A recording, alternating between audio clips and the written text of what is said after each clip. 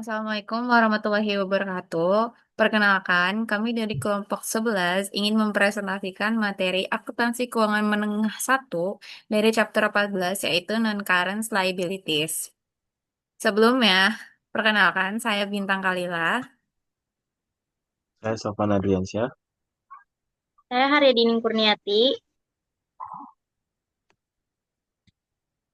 Oke, yang pertama, non-current liabilities. Non-current liabilities atau long-term debt adalah kewajiban jangka panjang yang jatuh temponya lebih dari 1 tahun atau melewati siklus operasi perusahaan. Contohnya seperti bonds payable, long-term notes, mortgage payable, pension liabilities, dan lease liabilities. Selanjutnya, bonds payable. Obligasi adalah instrumen hutang jangka panjang diterbitkan perusahaan kepada investor. Instrumen ini memberikan hak kepada investor untuk menerima pembayaran bunga secara berkala, dan pada tanggal jatuh tempo, perusahaan wajib membayar kembali nilai nominal obligasi. Setiap obligasi memiliki beberapa elemen penting, di antaranya face value, yaitu nilai nominal yang akan dibayar kembali saat jatuh tempo, coupon rate, yaitu bunga yang ditulis dalam dokumen obligasi, market rate, yaitu tingkat bunga yang berlaku di pasar, maturity date, yaitu tanggal jatuh tempo, dan schedule pembayaran bunga, apakah tahunan atau semi-anual. Berikut ini ada ilustrasi yang menggambarkan visual obligasi berisi informasi seperti penerbit, kupon, tanggal jatuh tempo, harga, tingkat bunga berdasarkan harga, dan kelayakan kredit. Alasan mengapa perusahaan mengeluarkan obligasi. Yang pertama, obligasi memungkinkan perusahaan memperoleh dana dalam jumlah besar. Dana tersebut dapat digunakan untuk ekspansi, investasi tetap, akuisisi, atau penyelesaian utang. Kedua, biaya pendanaan melalui obligasi sering kali lebih rendah dibandingkan pembiayaan melalui saham, karena bunga obligasi merupakan beban tetap. Ketiga, berbeda dengan saham, penerbitan obligasi tidak menyebabkan dilusi kepemilikan. Artinya, pemegang saham tetap mempertahankan hak suara dan pengendalian perusahaan. Yang keempat, bunga obligasi memberikan keuntungan berupa pengurangan pajak atau tax shield. Dan yang kelima, obligasi memiliki jadwal pembayaran yang jelas sehingga memudahkan manajemen arus kas. Selanjutnya ada jenis-jenis obligasi. Jenis-jenis obligasi yang umum ditemukan dan sering ditemukan dalam praktik yang pertama ada obligasi yang dijamin dan tidak dijamin. Yang kedua, obligasi berjangka, obligasi berseri, dan obligasi yang dapat dipanggil. Yang ketiga, obligasi yang dapat dikonversi, didukung komoditas, dan diskon besar. Yang keempat, obligasi terdaftar dan obligasi pembawa. Yang kelima, obligasi pendapatan. Hubungan antara obligasi dengan tingkat bunga. Hubungan antara obligasi dengan tingkat bunga sangat penting. Prinsipnya, jika kupon rate sama dengan market rate, maka obligasi terbit pada par value. Jika kupon rate lebih kecil daripada market rate, investor menuntut return lebih tinggi sehingga obligasi dijual dengan diskon. Jika kupon rate lebih besar daripada market rate, investor bersedia membayar lebih sehingga obligasi diterbitkan dengan premium. Selanjutnya ada contoh jika diasumsikan kupon rate-nya 8%, jika market interest-nya sebesar 6%, maka obligasi dijual dengan premium. Jika market interest-nya 8%, maka obligasi dijual pada fair value. Dan jika market interest-nya 10%, maka obligasi dijual dengan diskon. Obligasi diterbitkan pada par. Dalam contoh ini, Santos SE menerbitkan obligasi sebesar 100.000 dengan jangka waktu 5 tahun dan bunga 9% per tahun. Karena tingkat bunga pasar saat penerbitan juga 9%, maka obligasi ini dijual seharusnya nilai nominalnya, bukan karena diskon atau premium. Kalau kita lihat diagramnya, di setiap akhir tahun, perusahaan membayar bunga sebesar 9.000. Pembayaran bunga dilakukan selama 5 tahun. Pada tahun kelima, selain bunga 9.000, perusahaan juga mengembalikan pokok sebesar 100.000. Dalam gambar ini dijelaskan cara menghitungnya menggunakan present value dari pokok obligasi sebesar 100.000 menggunakan faktor tabel present value, yaitu 0,4993. Hasilnya adalah 64.993. Lalu present value dari pembayaran bunga tahunan yaitu 9.000 dikali faktor present value ordinary annuity sebesar 3,88965. Hasilnya adalah 35.007. Jika kedua present value ini dijumlahkan, totalnya menjadi 100.000. Ini menunjukkan bahwa harga jual obligasi sama dengan nilai nominalnya. Maka Santos membuat jurnal untuk tahun pertama obligasinya sebagai berikut. Yang pertama ada jurnal penerbitan obligasi pada tanggal 1 Januari 2019, yaitu cash di debit dan bonds payable di kredit sebesar 100.000. Yang kedua, jurnal pada tanggal 31 Desember 2019 untuk beban bunga yang masih harus dibayar, yaitu interest expense di debit dan interest payable di kredit sebesar 9.000. Yang terakhir ada jurnal pembayaran bunga pada tanggal 1 Januari 2020, yaitu interest payable di debit dan cash di kredit sebesar 9.000. Pada slide ini kita melihat contoh obligasi yang diterbitkan dengan diskon. Dalam kasus ini, Santos menerbitkan obligasi dengan nilai nominal 100.000 dalam jangka waktu 5 tahun dan tingkat bunga kupon 9% yang dibayarkan setiap akhir tahun. Namun saat obligasi diterbitkan, tingkat bunga pasar lebih tinggi yaitu 11%. Karena tingkat kupon lebih rendah dibandingkan tingkat bunga pasar, investor tidak bersedia membayar penuh nilai nominal. Akibatnya obligasi dijual dengan harga di bawah par atau disebut diskon. Kalau kita lihat perhitungan present value di bawah, present value dari pokok obligasi dihitung menjadi 59.345. Present value dari pembayaran bunga selama 5 tahun bernilai 33.263,10. Kalau dijumlahkan, totalnya menjadi 92.608,10. Angka ini adalah harga jual obligasi yang lebih rendah dari nilai nominal karena perbedaan tingkat bunga. Maka jurnalnya, yang pertama jurnal penerbitan obligasi pada tanggal 1 Januari 2019, yaitu cash di debit dan bonds payable di kredit sebesar 92.608. Yang kedua, jurnal pada tanggal 31 Desember 2019 untuk mencatat bunga yang masih harus dibayar, yaitu interest expense di debit sebesar 10.187, cash di kredit sebesar 9.000, dan bonds payable di kredit sebesar 1.187. Obligasi dikatakan diterbitkan dengan diskon ketika obligasi dijual dengan harga lebih rendah dari nilai nominalnya. Ada beberapa alasan kenapa kondisi ini bisa terjadi. Yang pertama, investor menginginkan tingkat bunga yang lebih tinggi daripada tingkat kupon yang ditawarkan obligasi. Hal ini biasanya terjadi karena investor bisa mendapatkan tingkat pengembalian yang lebih tinggi di investasi alternatif lain dengan risiko yang sama. Namun, tingkat bunga yang tercantum dalam obligasi tidak dapat diubah, sehingga investor tidak mau membayar penuh nilai nominalnya. Akhirnya, investor tetap menerima bunga sesuai tingkat kupon, tetapi secara efektif mereka memperoleh tingkat pengembalian yang lebih tinggi karena harga pemberian obligasi lebih rendah dari nilai nominal.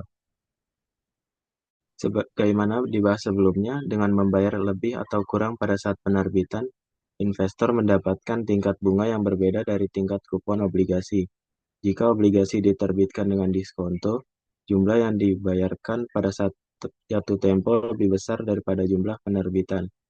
Jika diterbitkan dengan premi, perusahaan membayar lebih sedikit pada saat jatuh tempo dibandingkan dengan harga penerbitan.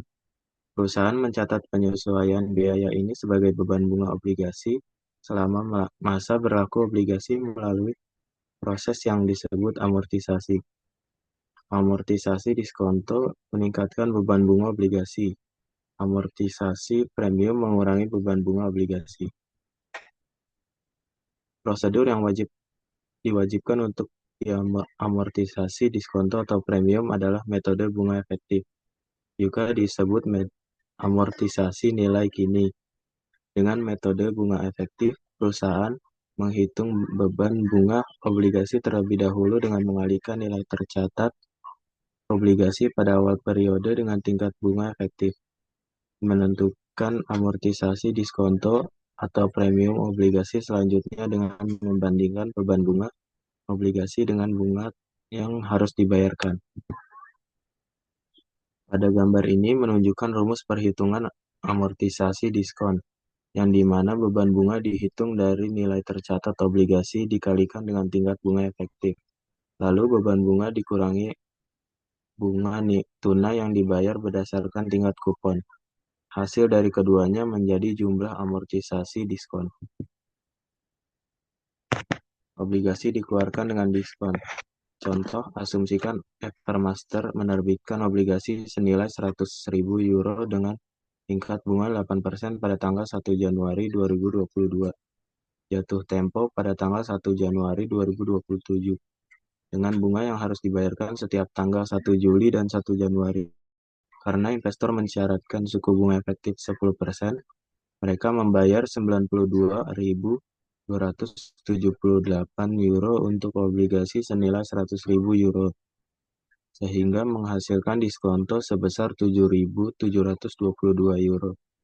Evermaster menghitung diskonto sebesar 7.722 euro seperti yang ditunjukkan pada gambar berikut. Berikut jadwal amortisasinya selama 5 tahun. Pada tabel tersebut terlihat perkembangan nilai obligasi dari waktu ke waktu. Bunga tunai yang dibayarkan setiap periode tetap sama, tetapi beban bunga meningkat sedikit demi sedikit. Dan diskonto yang diamortisasikan juga bertambah setiap periode. Karena amortisasi diskon terus menambah nilai buku obligasi, pada akhir periode kelima nilai obligasi menjadi sama dengan nilai nominalnya, yaitu 100.000 euro. Maka jurnalnya yang pertama, Evermaster mencatat penerbitan obligasi dengan diskon pada tanggal 1 Januari 2022, yaitu cash di debit dan bonds payable di kredit sebesar 92.278. Yang kedua, mencatat pembayaran bunga pertama pada Juli 2022 dan amortisasi diskonto, yaitu interest expense di debit sebesar 4.614, bonds payable di kredit sebesar 614, dan cash di kredit sebesar 4.000. Evermaster mencatat beban bunga yang timbul pada tanggal 31 Desember 2022 dan amortisasi diskonto sebagai berikut. Yang pertama, interest expense di debit sebesar 4.645, interest payable di kredit sebesar 4.000, dan bonds payable di kredit sebesar 645. Obligasi dikeluarkan dengan premium. Contoh, jika penerbitan obligasi yang dijelaskan di atas, investor bersedia menerima suku bunga efektif sebesar 6%. Dalam hal ini, mereka akan membayar 108.530 euro atau premium sebesar 8.530 euro, yang dihitung seperti yang ditunjukkan pada gambar berikut. Next. Pada gambar ini ditampilkan jadwal amortisasi premi selama 5 tahun menggunakan metode bunga efektif. Dalam tabel tersebut terlihat bahwa jumlah bunga tunai yang dibayarkan setiap periode tetap sama, yaitu 4.000 euro. Namun beban bunga yang diakui lebih kecil karena adanya premi. Selisih antara bunga tunai dan beban bunga inilah yang menjadi amortisasi premi, sehingga nilai tercatat obligasi berkurang sedikit demi sedikit sampai mendekati nilai nominal pada akhir periode. Next. Maka jurnalnya Evermaster mencatat penerbitan obligasi dengan premi pada tanggal 1 Januari 2022 sebagai cash di debit dan bonds payable di kredit sebesar 108.503. Lalu mencatat pembayaran bunga pertama pada tanggal 1 Juli 2022 dan amortisasi premi sebagai berikut. Interest expense di debit sebesar 3.256, bonds payable di debit sebesar 744, dan cash di kredit sebesar 4.000. Next. Dalam contoh sebelumnya, tanggal pembayaran bunga dan tanggal penerbitan laporan keuangan pada dasarnya sama. Namun, apa yang terjadi jika Evermaster menyusun laporan keuangan pada akhir Februari 2022? Dalam hal ini, seperti yang ditunjukkan pada gambar di bawah, perusahaan akan menghitung premi secara prorate dengan jumlah bulan yang sesuai untuk mendapatkan beban bunga yang tepat. Next. Evermaster mencatat akrual ini sebagai berikut. Interest expense di debit sebesar 1.085,33, bonds payable di debit sebesar 248, dan interest payable di kredit sebesar 1.333,33. Jika perusahaan menyusun laporan keuangan 6 bulan kemudian, prosedur yang sama akan diikuti. Artinya premi yang diamortisasi akan seperti yang ditunjukkan pada tabel berikut. Next. Obligasi dikeluarkan di antara interest dates. Perusahaan biasanya melakukan pembayaran bunga obligasi setiap 6 bulan pada tanggal yang ditentukan dalam perjanjian obligasi. Ketika perusahaan menerbitkan obligasi di luar tanggal pembayaran bunga, investor obligasi akan membayar penerbit bunga yang telah terakumulasi sejak tanggal pembayaran bunga terakhir hingga tanggal penerbitan. Investor obligasi pada dasarnya membayar penerbit obligasi di muka untuk bagian dari pembayaran bunga 6 bulan penuh yang tidak menjadi hak mereka karena mereka belum memegang obligasi tersebut selama periode tersebut. Kemudian, pada tanggal pembayaran bunga setengah tahunan berikutnya, investor obligasi akan menerima pembayaran bunga 6 bulan penuh. Next. Sebagai ilustrasi, asumsikan Evermaster menerbitkan obligasi 5 tahunnya pada tanggal 1 Januari 2022, pada tanggal 1 Mei 2020 pada par values atau 100.000 euro. Alih-alih menerbitkan obligasinya pada tanggal 1 Januari, Evermaster mencatat penerbitan obligasi tersebut di antara tanggal bunga sebagai berikut. Cash di debit dan bonds payable di kredit sebesar 100.000 untuk mencatat penerbitan obligasi pada nilai nominal. Lalu cash di debit dan interest expense di kredit sebesar 2.667 untuk mencatat bunga yang masih harus dibayar. Next. Karena Evermaster menerbitkan obligasi di antara tanggal jatuh tempo, penerbitan obligasi dicatat pada nilai nominal, ditambah bunga yang masih harus dibayar.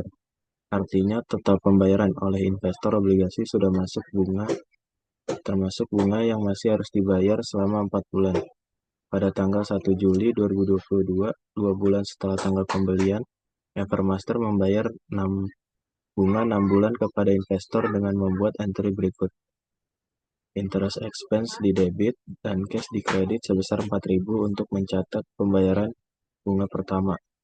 Akun beban bunga sekarang berisi saldo debit sebesar 1.333 euro. Next.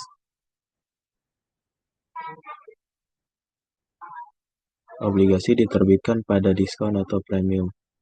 Dalam ilustrasi sebelumnya, jika obligasi diterbitkan dengan diskonto atau premium di antara tanggal bunga, Evermaster tidak hanya harus memperhitungkan pembayaran bunga tunai sebagian, tetapi juga jumlah amortisasi efektif untuk periode parsial tersebut. Sebagai ilustrasi, asumsikan obligasi Evermaster 8% diterbitkan pada 1 Mei 2022 dengan imbal hasil 6%. Dengan demikian, obligasi tersebut diterbitkan dengan premi. Dalam hal ini, harganya adalah 108.039 euro. Evermaster mencatat penerbitan obligasi di antara tanggal bunga sebagai berikut.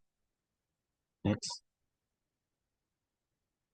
Cash di debit dan bonds payable di kredit sebesar 108.039 untuk mencatat present value dari arus kas. Lalu cash di debit dan interest expense di kredit sebesar 2.667 untuk mencatat bunga yang masih harus dibayar. Next.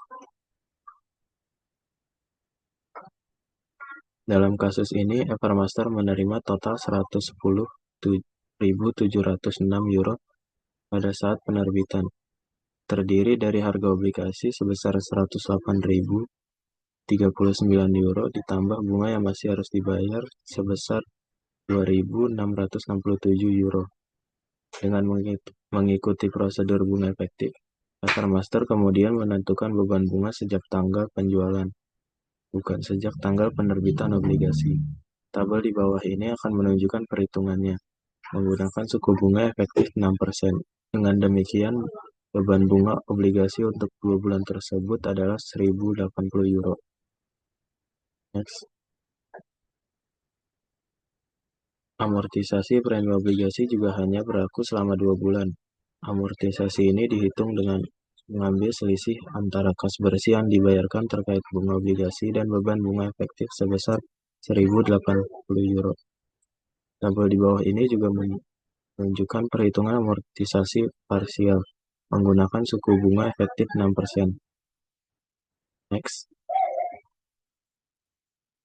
Sebagaimana ditunjukkan, baik beban bunga obligasi maupun amortisasinya mencerminkan periode 2 bulan yang lebih pendek antara tanggal penerbitan dan pembayaran bunga pertama. Oleh karena itu, Evermaster membuat entry berikut pada tanggal 1 Juli 2022 untuk mencatat bunga dan amortisasi premi. Interest expense di debit dan cash di kredit sebesar 4.000 untuk mencatat pembayaran bunga pertama.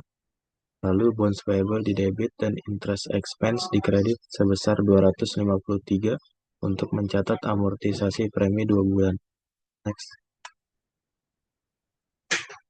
Akun beban bunga sekarang berisi saldo debit sebesar 1.080 euro yang merupakan jumlah bunga yang tepat 2 bulan dengan tingkat bunga tahunan efektif sebesar 6% pada 108.039 euro. Selanjutnya akan dibacakan oleh teman saya.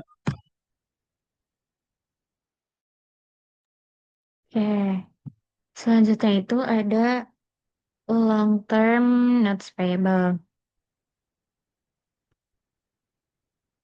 Apa bedanya dengan current notes payable? Current notes payable itu dibayar dalam 1 tahun, sedangkan long term notes payable jatuh tempo lebih lama dan mirip obligasi karena adanya bunga.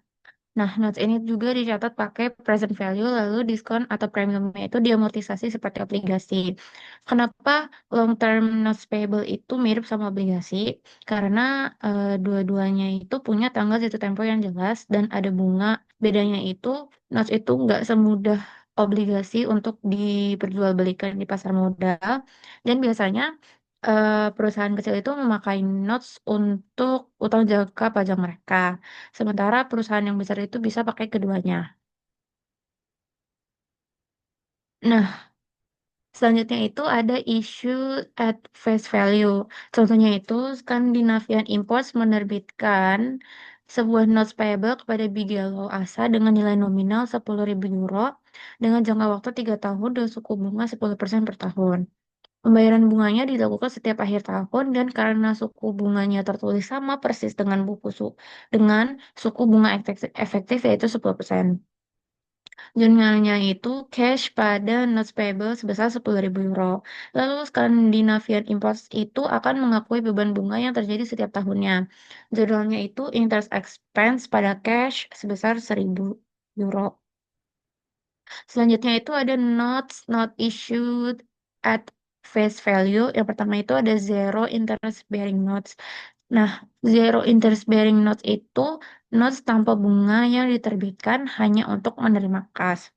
Nilai notes saat ini diukur dari jumlah kas yang diterima dan selisih antara nilai nominal dan present value dicatat sebagai diskon yang diamortisasi menjadi beban bunga selama umur note. Contohnya itu kayak Benefica Corporation menerbitkan zero coupon notes senilai 150 juta dengan umur 8 tahun. Zero coupon notes-nya ini nilai nominalnya itu $1.000 dan dapat dijual jauh lebih rendah, seperti 327 dolar. Sehingga selisihnya sebesar $673 itu menjadi diskon yang diamortisasi menggunakan tingkat bunga efektif. Nah, present value dari notes tersebut itu $327. Selanjutnya juga ada contoh dari Turtle Cove Company menerbitkan notes tanpa bunga selama 3 tahun sebesar $10.000 kepada Jeremiah Company. Tingkat bunga implisit yang membuat total pembayaran di akhir jatuh temponya itu sama dengan present value dari arus kas tersebut, yaitu 7.721,80 yang diterima saat penerbitan. Nah, jadi, untuk pencatatan notes di Total Cover itu, cash pada notes payable sebesar $7.721,80. Dan kemudian Turtle Cove juga akan mengamortisasi diskon dan mengakui bunga setiap tahun menggunakan metode effective interest method. Caranya itu carrying amount of note-nya 7.721,80 dikali sama persenan tadi yang 9%. Itu hasilnya 694,96 ditaruh di interest expense. Kemudian untuk diskon amortisnya itu 694,96 dikurang sama cashback. Karena cashback yang 0, maka ditaruh lagi 694,96. Nah, untuk mencari carrying amount of note end of year pertamanya itu 7.721,80 ditambah sama diskon amortisnya. Dan untuk tahun-tahun seterusnya seperti itu. Kemudian Turtle Cove juga akan mencatat beban bunga pada akhir tahun pertama dengan metode tadi bunga efektifnya. Jadi jurnalnya itu interest expense pada notes payable sebesar 694,96. Selanjutnya itu ada interest bearing notes. Contohnya itu kayak Merico menerbitkan notes sebesar 10.000 selama 3 tahun dengan bunga tertulis itu 10% dan menjualnya secara tunai ke Morgan Group. Namun tingkat bunga pasar untuk notes dengan risiko yang sama adalah 20%, 12%. Jadi kita akan hitung dulu dari face value of note ya sebesar 10.000, terus present value of the principal-nya itu 10.000 euro dikali sama 0,71178 hasilnya 7.118 dan present value of the interestnya itu dari $1.000 itu $1.000 dari 1.000 euro 1.000 euro itu dari 10.000 euro dikali sama 10%. Jadi 1.000 euro dikali 2.040 183 hasilnya 2.402. Present value of the principal sama present value of the interest ditambah hasilnya jadi 9.520 dan itu present value of the note-nya. Nah, untuk mencari diskonnya itu berarti 10.000 euro dikurang dengan present value of the note-nya yaitu 9.520 hasilnya 480. Nah, untuk jurnalnya itu cash pada notes payable sebesar 9.520. Nah, Merico juga akan mengamortisasi diskon tersebut dan mengakui beban. Jun- Perhitungannya itu kayak gini, carrying amount of note-nya tadi 952,20 dan cash pay-nya tadi 1.000. Jadi berarti 9.520 itu dikali dengan 12%, hasilnya 1.142 itu ditaruh di interest expense. Untuk mencari diskon amortisnya berarti 1.142 dikurang dengan 1.000 hasilnya 142. Dan untuk mencari carrying amount of note end of year pertama itu 9.520 ditambah 142 hasilnya 9.662. Nah, seterusnya seperti itu. Kemudian untuk jurnalnya itu interest expense pada notes payable pada cash sebesar 1.142. Notes payable-nya 142 dan cash-nya 1.000. Kemudian ada special notes payable situations. Yang pertama itu ada notes issued for property, goods, or service. Notes payable bisa diterbitkan sebagai pembayaran atas aset, barang, atau jasa. Jika suku bunga tertulis tidak ada, tidak wajar, atau nilai nominal note itu jauh dari harga tunai, maka present value diukur berdasarkan nilai wajar aset atau jasa yang diterima. Dalam situasi ini ada dua hal yang penting. Yang pertama itu, jika tidak ada bunga tertulis, maka bunga itu sama dengan selisih antara nilai nominal note dan nilai wajar aset. Yang kedua, jika bunga tertulis tidak wajar, perusahaan memakai tingkat bunga yang mencerminkan nilai wajar transaksi sebenarnya. Nah, contohnya itu Scenic Development AS menjual tanah dengan harga tunai sebesar 200.000 pro ke Health Spa Service. Sebagai gantinya, Health Spa itu memberikan not tanpa bunga selama 5 tahun senilai 293.866. Dengan harga tunai yang tadi itu 200.000, ini tuh sebenarnya adalah present value dari notes yang 293.866 itu yang didiskonto dengan tingkat bunga 8% selama 5 tahun.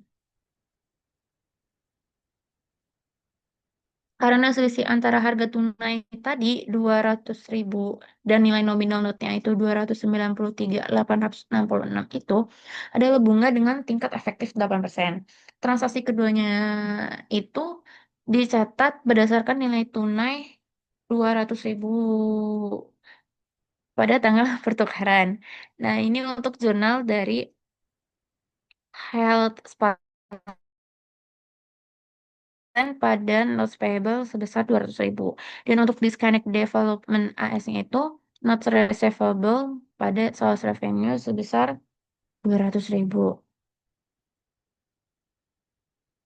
Kemudian itu ada choice of interest rate. Nah, jika perusahaan tidak dapat menentukan nilai wajar dari properti, barang, jasa, atau hak lainnya dan surat utang tersebut tidak memiliki pasaran jelas, maka perusahaan harus menentukan present value dari note tersebut dengan mengestimasi tingkat bunga yang sesuai. Pemilihan tingkat bunganya itu dipengaruhi oleh yang pertama, tingkat bunga yang berlaku untuk instrumen serupa. Yang kedua itu faktor lain seperti ketentuan pembatas, jaminan, jadwal pembayaran, serta tingkat bunga prime yang sedang berlaku. Contohnya itu pada tanggal 31 Desember 2019, Wonderlic PLC mengeluarkan promissory note ke Brown Interiors sebagai pembayaran jasa arsitektur. Notnya itu punya nilai nominal 550.000 pound sterling, jatuh tempo pada 31 Desember 2024. Dan bunganya itu 2% per tahun. Nah, masalahnya di sini itu nilai wajar jasanya nggak bisa ditentukan dan notes-nya juga nggak gampang dijual. Jadi, perusahaannya lihat rating kreditnya, nggak ada jaminan, suku bunga prime, dan utang lain yang dimiliki perusahaan. Dari situ, mereka ngira-ngira suku bunga yang cocok adalah 8%. Untuk perhitungan fair value-nya itu face value of the note-nya tadi 550.000 pound sterling dan present value dari 550.000 pound sterlingnya itu 370.319 dan present value dari 11.000 pound sterling interest payable-nya itu 43.920. Nah, present value yang 550 ditambah sama present value yang 11.000. Hasilnya 418.239. Itu untuk mencari diskonnya berarti dikurang sama face value yang 550. Hasilnya 131.761. Nah, setelahnya, pada tanggal 31 Desember 2019, Wonderlic itu mencatat penerbitan not sebagai pembayaran atas jasa arsitektur dengan jumlah sebagai berikut. Buildings pada notes payable sebesar 418.239.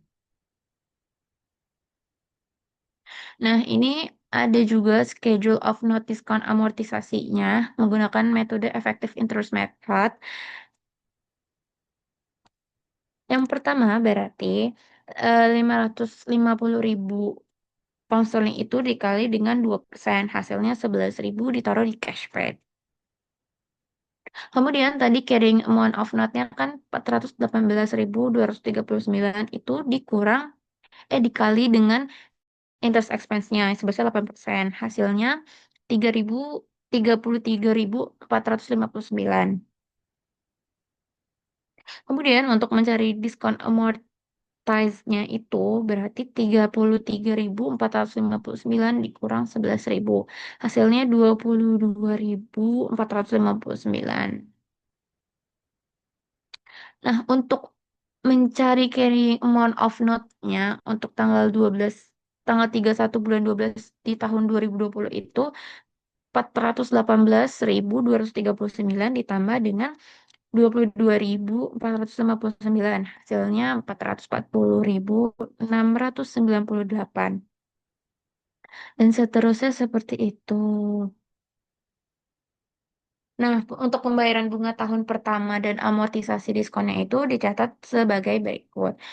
Itu interest expense sebesar 33.459 di debit, notes payable sebesar 22.459 di kredit, dan cash sebesar 11.000 di kredit. Oke, selanjutnya itu ada mortgage notes payable. Apa sih mortgage notes payable itu? Mortgage notes payable itu sebuah promissory note yang dijamin dengan dokumen bernama mortgage, di mana dokumen itu menjaminkan hak kepemilikan properti sebagai agunan untuk pinjaman. Bentuk yang umum dipakai untuk kewajiban jangka panjang adalah yang pertama itu bisa dilunasi sekaligus saat jatuh tempo atau dicicil. Yang kedua, ada jenis fixed rate mortgage, itu bunganya tetap. Yang ketiga itu ada juga variable rate mortgage yang bunganya berubah-ubah. Selanjutnya akan dibaca oleh teman saya. Baik, selanjutnya ada extinguishment of non-current liabilities. Nah, apa sih extinguishment of debt itu? Extinguishment of debt itu adalah penghapusan atau pelunasan utang sebelum atau pada saat jatuh tempo. Sehingga kewajiban perusahaan terhadap utang tersebut dianggap berakhir atau extinguished. Nah, suatu kewajiban jangka panjang dianggap telah dihapus apabila debitur tidak lagi memiliki tanggung jawab hukum untuk melunasi kewajiban tersebut, baik karena telah dilakukan pembayaran secara tunai atau debitur telah membayar hutangnya. Nah, pertukaran dengan aset non-kas, penerbitan saham maupun melalui modifikasi syarat utang dan utang dibeli kembali sebelum jatuh tempo. Apabila nilai tercatat kewajibannya sama dengan jumlah yang dibayarkan pada saat jatuh tempo, maka tidak akan timbul laba atau rugi. Tapi jika penghapusan utangnya dilakukan sebelum jatuh tempo atau dengan syarat yang berbeda, maka akan menimbulkan laba atau rugi penghapusan utang atau gain or loss extinguishment of debt. Next. Nah, dalam akuntansi, saat utang dihapus, perusahaan tuh harus melakukan tiga hal. Yang pertama itu menghapus nilai buku utang yang lama atau carrying amount. Nah, carrying amount adalah nilai utang setelah diperhitungkan diskon atau premi dan amortisasinya. Lalu yang kedua itu mencatat jumlah apa yang diberikan untuk melunasi hutang tersebut. Itu bisa berupa cash yang dibayarkan, fair value yang ditransfer, fair value saham yang diterbitkan, atau nilai wajar dari utang baru.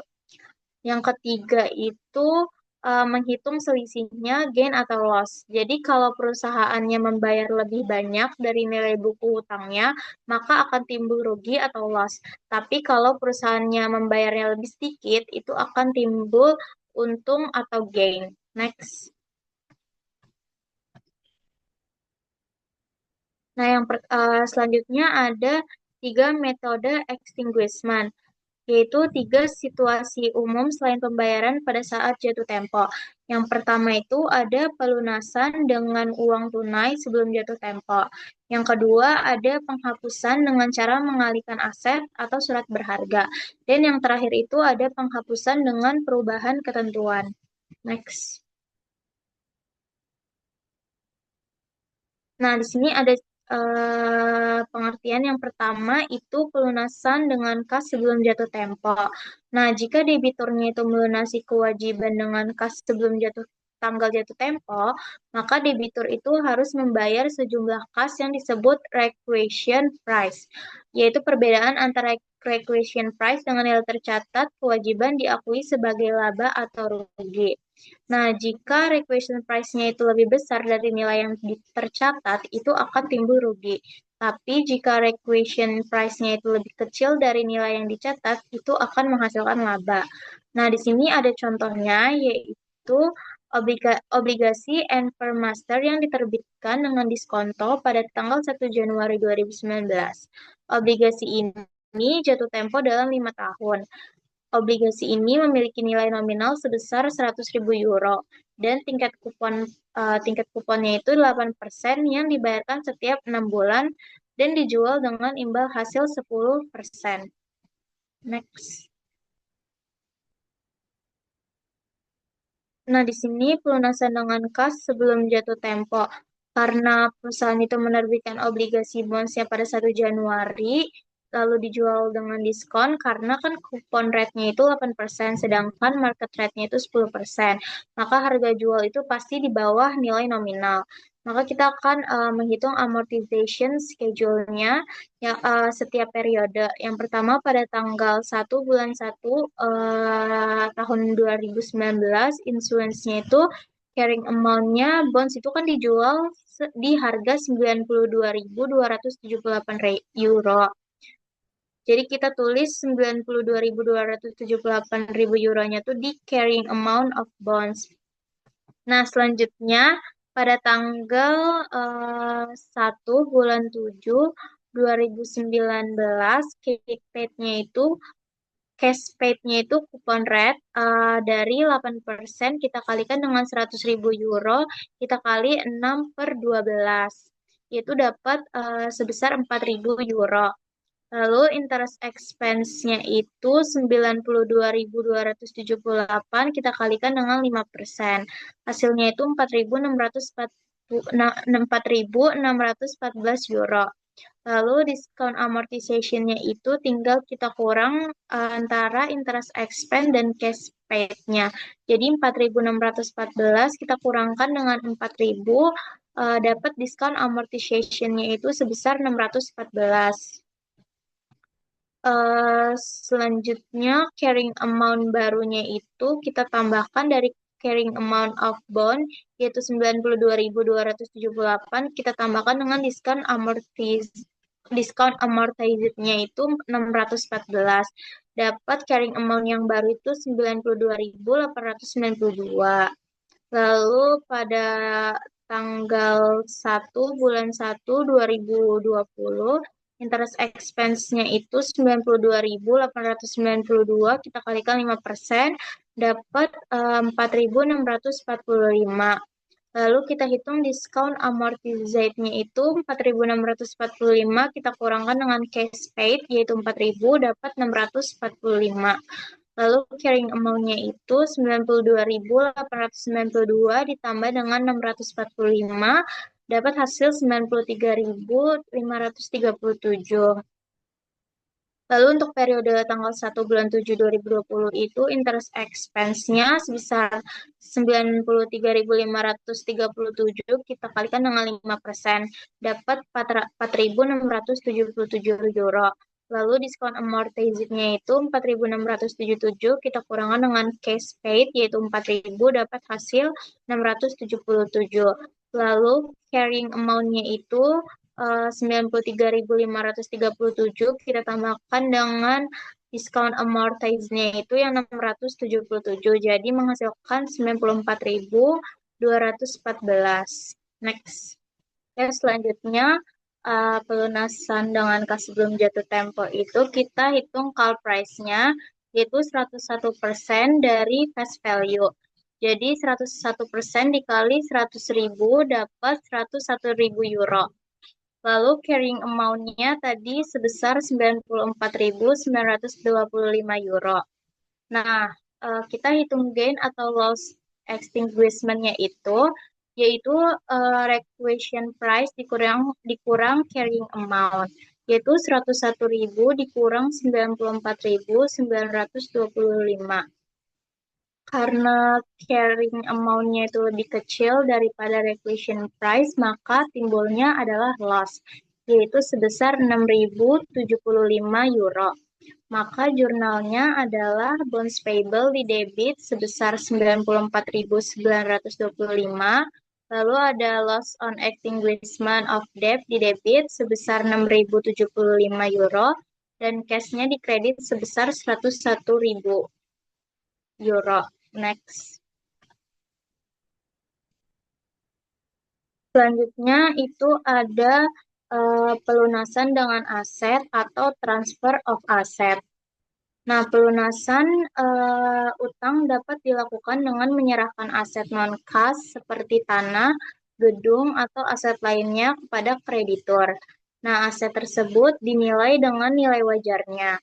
Perbedaan antara nilai wajar aset dan jumlah kewajiban yang dihapus diakui sebagai laba atau rugi. Jika fair value asetnya lebih kecil daripada carrying amount atau utangnya, itu akan timbul gain extinguishment. Jika fair value asetnya lebih besar daripada carrying amount, maka akan timbul loss extinguishment. Nah, di sini ada contohnya, yaitu bond mortgage punya hutang kepada Hamburg Bank, yaitu sebesar 20 juta euro. Untuk melunasi utang itu, bond menyerahkan real estate-nya dengan fair value real estate-nya itu sebesar 16 juta euro. Dan carrying amount atau nilai buku real estate-nya itu di pembukuan bond sebesar 21 juta euro. Next. Nah, di sini kita langkah yang pertama kita hitung dulu loss on disposal of real estate-nya, yaitu carrying amount dikurang fair value. Jadi 21 juta euro dikurang 16 juta euro dapat hasil 5 juta euro. Karena carrying amount-nya itu lebih besar daripada fair value-nya, maka timbulnya itu loss sebesar 5 juta euro. Lalu langkah kedua kita bandingkan nilai hutangnya versus fair value aset kita. Nilai utangnya itu sebesar 20 juta euro, kita kurang dengan fair value aset sebesar 16 juta euro, hasilnya itu sebesar 4 juta euro.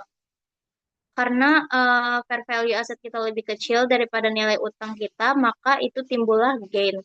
Jadi jurnal entry-nya untuk transfer of asset yaitu notes payable to Hamburg Bank sebesar 20 juta euro di debit, lalu ada loss on disposal of real estate-nya 5 juta di debit, lalu ada real estate itu 21 juta di kredit, dan gain on extinguishment of debt sebesar 4 juta di kredit. Next. Selanjutnya yang ketiga itu ada pelunasan dengan saham atau granting of equity interest. Nah, ini kewajiban dapat dihapus dengan cara debitur itu menerbitkan saham baru untuk diserahkan kepada kreditor sebagai pengganti pembayaran kas. Nah, dalam hal ini nilai nominal saham dan agio sahamnya dibandingkan dengan jumlah kewajiban yang dihapus. Nah, selisihnya itu dicatat sebagai laba penghapusan utang. Sini ada contoh granting of equity interest, yaitu kita punya hutang sebesar 20 juta euro. Lalu perusahaan itu menerbitkan 320.000 saham. par value-nya itu 10 euro. Jadi total par value itu 320.000 lembar saham yang kita terbitkan, kita kalikan dengan 10 euro per value, dapat 3.200.000 euro. Nah, fair value sahamnya itu sebesar 16 juta euro. Next. Lalu kita hitung share premiumnya, yaitu share capital sama dengan fair value, itu sebesar 3.200.000 euro. Lalu share premium, yaitu fair value dikurang par value. Jadi 16 juta euro kita kurang dengan 3.200.000, dapat 12.800.000, itu share premiumnya. Lalu kita hitung gain on extinguishment, karena hutangnya 20 juta, dilunasinya hanya dengan saham senilai 16 juta, maka timbullah gain sebesar 4 juta euro. Lalu journal entry-nya itu notes payable di debit sebesar 20 juta euro, lalu share capital ordinary di kredit sebesar 3.200.000 euro, share premium ordinarinya sebesar 12.800.000 dan gain of extinguishment of debt-nya sebesar 4 juta di kredit. Next. Lalu ada penghapusan kewajiban melalui modifikasi syarat utang atau debt modification. Nah, dalam kondisi tertentu itu, debitur bisa mengalami kesulitan keuangan sehingga kreditur bersedia memberikan konsesi atau keringanan. Berikut konsesi tersebutnya itu dapat berupa yang pertama ada penurunan tingkat bunga atau interest rate, yang kedua ada perpanjangan jangka waktu pelunasan, yang ketiga ada pengurangan jumlah pokok utang, yang keempat ada penghapusan bunga yang masih terutang. Nah, apabila terjadi modification debt, kewajiban yang lama itu dianggap telah dihapus dan digantikan dengan kewajiban yang baru. Nah, nanti selisih antara nilai tercatat kewajiban lama dan nilai wajar kewajiban yang baru diakui sebagai laba atau rugi. Next. Nah, di sini research development memiliki loan dengan carrying amount itu sebesar 10.500.000 termasuk bunga terutang. Nah, research development mengalami kesulitan keuangan sehingga bank itu melakukan rekruturisasi hutangnya.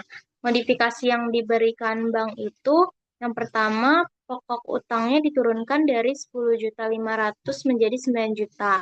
Dan jangka waktunya itu diperpanjang 4 tahun hingga 2023. Lalu tingkat bunganya itu juga diturunkan dari 12% menjadi 8%. Tapi meski bunganya yang ditagih itu hanya sebesar 8%, tingkat bunga pasar yang wajar itu untuk resiko utangnya saat itu adalah 15%. Next. Nah, di sini IFRS itu mengharuskan modifikasi tersebut diperhitungkan sebagai pelunasan surat utang lama dan penerbitan surat utang baru yang diukur pada nilai wajarnya. Nah, itu present value 9 juta in 4 years at 15% interest payable itu di slide selanjutnya. Next dulu. Nah, di sini kita hitung perhitungan PV faktor prinsipalnya itu. Jadi kan diskon rate-nya 15%, lalu periodnya itu 4 tahun. Maka percent value faktornya itu 1 dibagi 1 plus R pangkat N. Jadi PVF-nya itu 1 dibagi dengan 1,74908. Hasilnya itu 0,5715. Nah, maka PF prinsipalnya itu 9 juta dikali 0,57175 itu sebesar 5.145.750. Lalu kita hitung perhitungan PV annuity-nya atau bunganya. Kan bunga tahunannya itu sebesar 8%. Lalu kita kalikan dengan 9 juta sama dengan hasilnya itu 720.000. Lalu kita hitung dengan rumus PVAF-nya itu sama dengan 1 dikurang 1 plus R pangkat min N dibagi R. Jadi PVAF-nya itu 1 dikurang 1 tambah 0,15 pangkat 4 dibagi 0,15. Jadi 0,8287 dibagi dengan 0,15 dapat hasil 2,85,498. Dan kita hitung PV interestnya itu 720.000 dikali 2,85498, hasilnya itu 2.055.586. Lalu kita total PV notes payable yang baru itu 5.145.750, ya tambah dengan PV interest yaitu 2.055.586, hasilnya 7.233.6. Itu sama dengan hasil slide yang sebelumnya. Next. Nah, untuk jurnalnya itu kita hitung dulu kan carrying amount-nya lamanya itu sebesar 10.500.000. Lalu tadi kita sudah menghitung carrying amount yang baru itu dapat sebesar 7.201.336. Maka selisihnya itu kita anggap keuntungan karena carrying amount yang barunya itu lebih kecil daripada carrying amount yang lama. Jadi 10.500.000 dikurang 7.201.336 dapat hasil 3.298.664. Maka jurnalnya itu notes payable yang lama sebesar 10.500.000 di debit, lalu ada gain on extinguishment sebesar 3.298.664 di kredit, dan ada notes payable yang baru itu sebesar 7.201.336 di kredit. Next.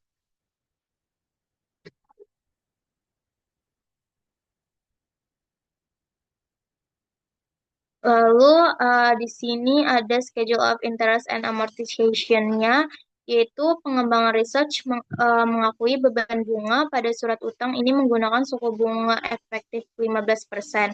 Dengan demikian, pada tanggal 31 Desember 2020, atau tanggal pembayaran bunga pertama setelah rekuitasi research development itu membuat entry-nya itu sebagai berikut. Yang pertama, interest expense-nya itu didebit sebesar 1.080.200, lalu ada notes payable di kredit 360.200, dan cash di kredit sebesar 720.000. Nah, angka-angka yang ada di jurnal tersebut itu kita dapat yang pertama itu dari tabel kan. Cash paid-nya itu sebesar 720.000. Itu dari 8% kita kalikan dengan 9 juta, yaitu interest rate yang baru kita kalikan dengan pokok utang yang baru, dapat cash paid-nya itu sebesar 720.000. Lalu interest expense yaitu carrying value-nya kita kalikan dengan interest market atau bunga pasar, yaitu 7.201.336 kita kalikan dengan 15%. Dapat 1.080.200. Lalu amortization-nya itu dari 1.080.200 kita kurangkan dengan cash paid yaitu 720.000.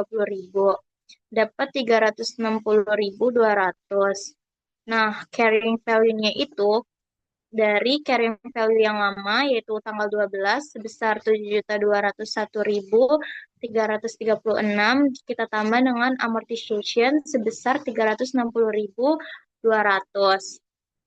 Lalu hasil angka tersebut di jurnal seperti yang sudah dijelaskan tadi. Next.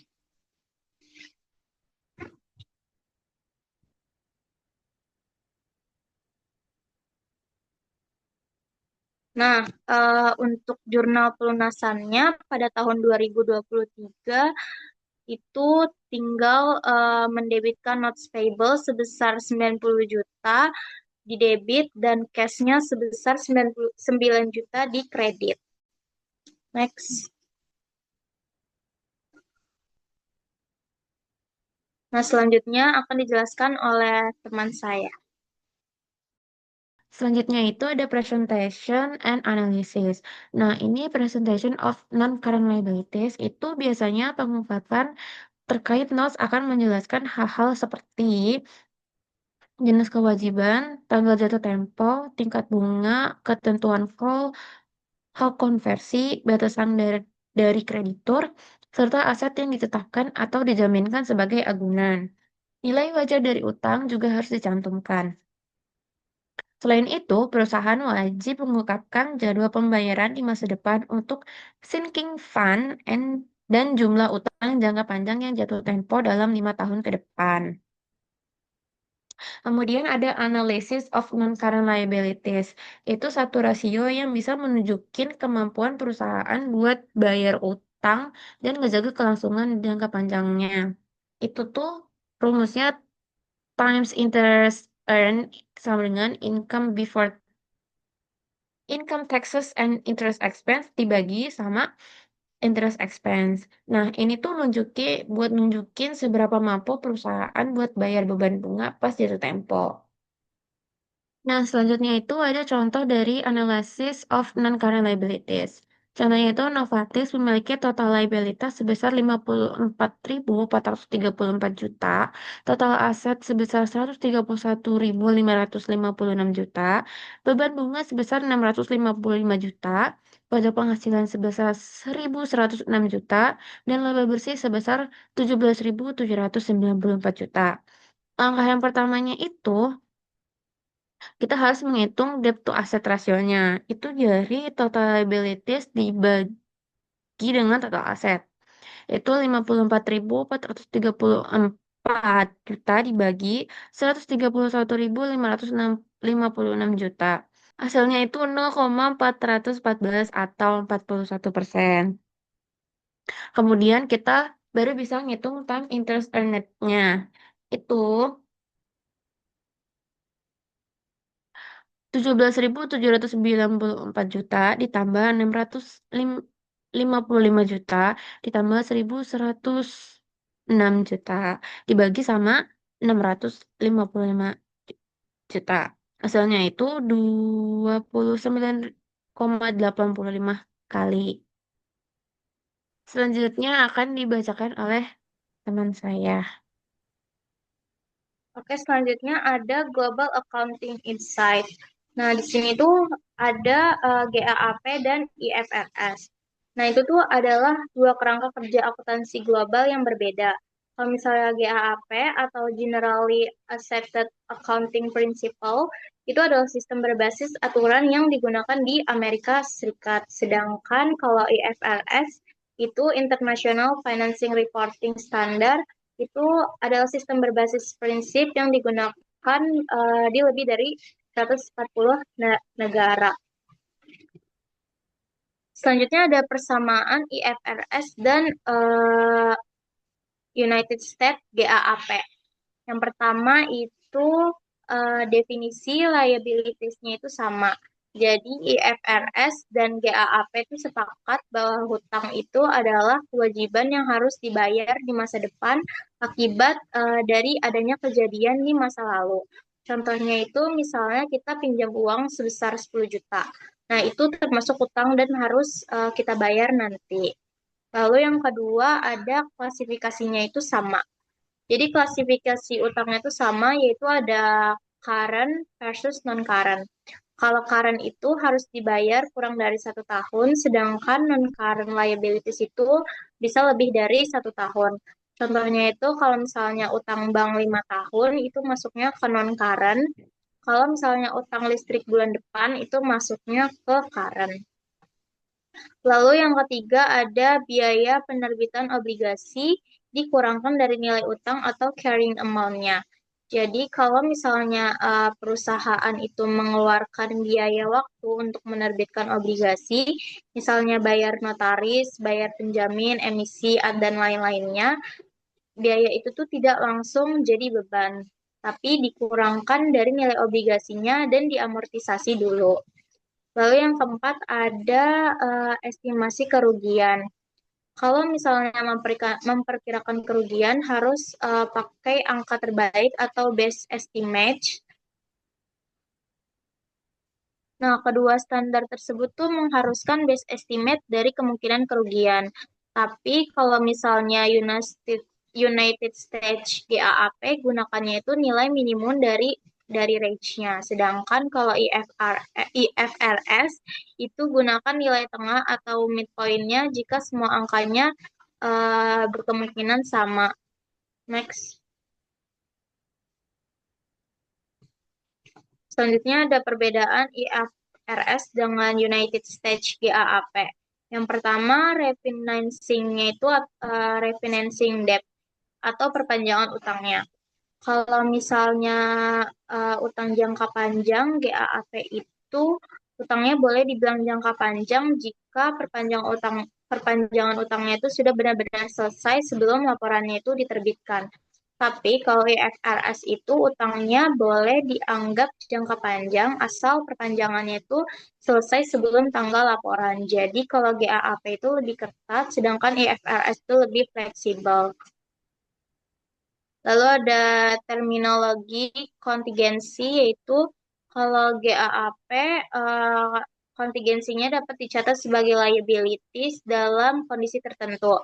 Tapi kalau IFRS itu tidak boleh mencatat kontingensi sebagai liability. Lalu yang ketiga, istilah untuk liabilities estimasi. Kalau GAAP itu lebih suka pakai istilah kontingensi. Tapi kalau IFRS itu pakai istilahnya provision. Lalu yang keempat ada environment liabilities atau liabilities lingkungan. Nah, kalau GAAP itu harus ada present legal obligation-nya dan estimasi dari dapat diukur. Jadi kalau misalnya GAAP itu harus ada kewajiban hukum yang benar-benar jelas. Sedangkan kalau IFRS itu dapat diakui jika terdapat probable di obligation dan estimate reliable-nya. Asal kemungkinan besar bisa terjadi, itu bisa dihitung dan boleh dicatat. Next. Yang kelima ada restrukturisasi hutang. Kalau misalnya GAAP itu ada kategori khususnya, yaitu Trouble Debt Restructuring atau TDR. Nah, itu kalau perusahaannya lagi kesulitan bayar, ada aturan berbeda. Tapi kalau IFRS itu hampir semua restrukturisasinya dianggap extinguishment. Jadi anggaplah seperti utang lamanya itu dihilang atau dihapus, tapi diganti dengan utang yang baru. Lalu yang keenam ada cara mengamortisasi premium atau diskon obligasinya. Kalau GAAP itu boleh pakai straight line method yang dibagi rata. Jadi hasilnya itu tidak terlalu beda. Sedangkan IFRS itu wajib pakai metode effective interest. Jadi perhitungan bunga yang sebenarnya itu sesuai dengan harga pasar. Lalu yang perbedaan yang terakhir itu yaitu cara menampilkan premium dan diskonnya di neraca. Kalau GAAP itu dicatatnya di akun yang terpisah. Jadi kayak premium on bonds payable dengan diskon on bonds payable dicatat dengan akun yang terpisah. Tapi kalau IFRS itu langsung dijadikan di satu angka net pada jurnal bonds payable. Next.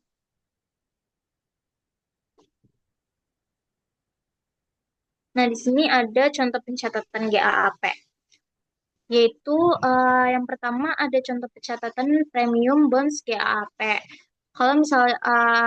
Kalau misalnya obligasinya itu senilai 100.000 tertanggal 1 Januari 2022 dengan kuponnya itu 8% dan dibayarkan setiap 6 bulan yang diterbitkan oleh Firm Master dengan imbal hasilnya itu 6% pada 1 Januari 2022.